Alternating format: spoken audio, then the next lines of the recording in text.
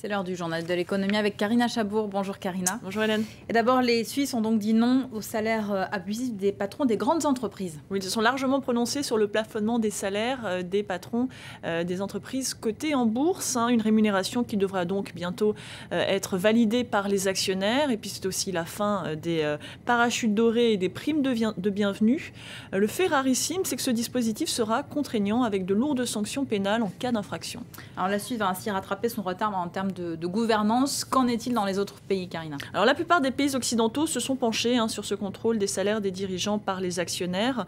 C'est un phénomène qui s'est amplifié avec la crise, avec une opinion et des actionnaires de plus en plus hostiles à des salaires jugés indécents, surtout dans des entreprises en difficulté financière. Maintenant, ce contrôle existe, lorsqu'il existe certes dans la plupart des pays occidentaux, il est appliqué de façon consultative.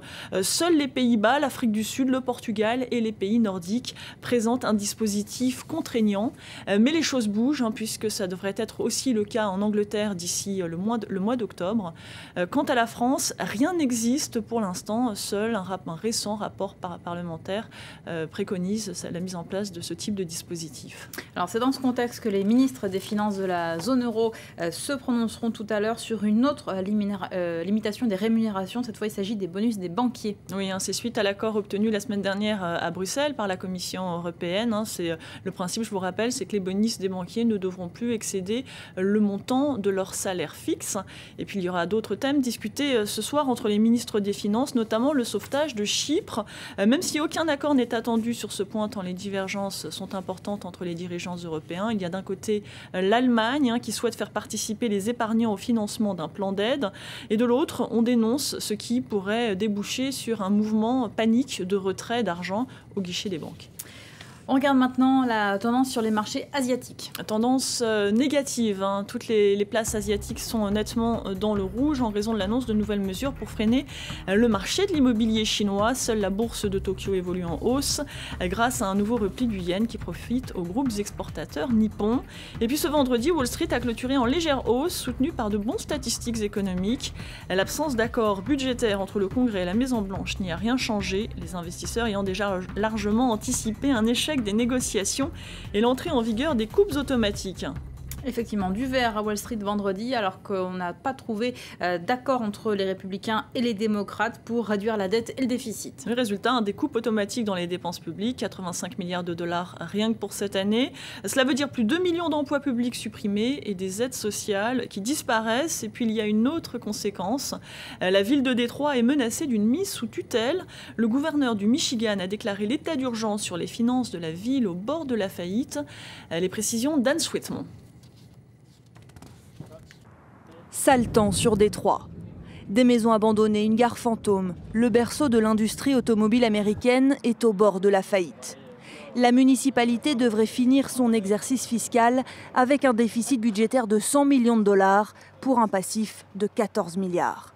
Conséquence, le gouverneur du Michigan envisage d'ici quelques jours de nommer un tuteur pour remplacer le maire. Son rôle, fermer des départements entiers de la municipalité, modifier les contrats de travail, vendre des actifs. Nous sommes dans cette situation parce que la ville de Détroit a connu une chute vertigineuse de sa population. Elle est passée de 1,8 million dans les années 50 à 700 000 aujourd'hui. Malgré cette chute, la mairie n'a pas su évoluer et adapter le niveau des services publics. Mais l'exode rural n'est pas la seule explication.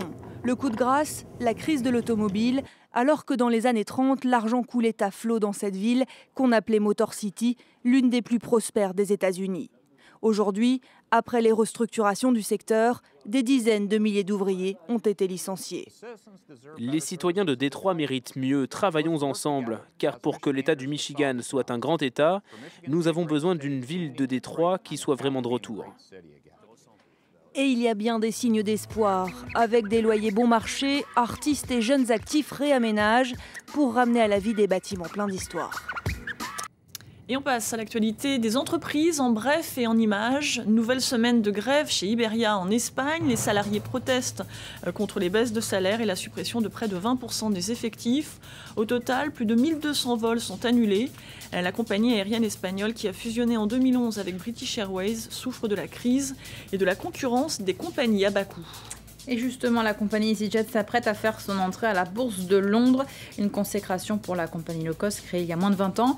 EasyJet compte aujourd'hui 214 avions, transporte 60 millions de passagers par an et pèse en bourse plus de 4,5 milliards d'euros. Et la valeur à suivre aujourd'hui à la place londonienne, c'est HSBC. La banque britannique doit annoncer ses résultats pour l'année 2012 dans la matinée. Une annonce très attendue. En fin d'année dernière, HSBC a dû verser une amende record de près de 2 milliards de dollars aux autorités américaines pour mettre fin à des accusations de blanchiment d'argent liées au cartel de la drogue mexicain. Selon les médias britanniques, les bonus de ses dirigeants seront diminués de moitié. Une nouvelle étonnante pour finir. La ville colombienne de Medellín a été sacrée ville la plus innovante par le Wall Street Journal. Oui, c'est le résultat d'un classement qui compte 200 villes, parmi lesquelles Londres, Paris ou encore New York. Le quotidien américain consacre ainsi son nouveau réseau de transport et des services publics jugés très utiles pour ses habitants.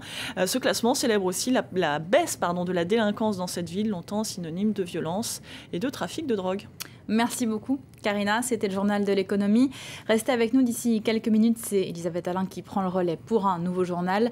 Tout de suite, c'est la météo. Restez avec nous.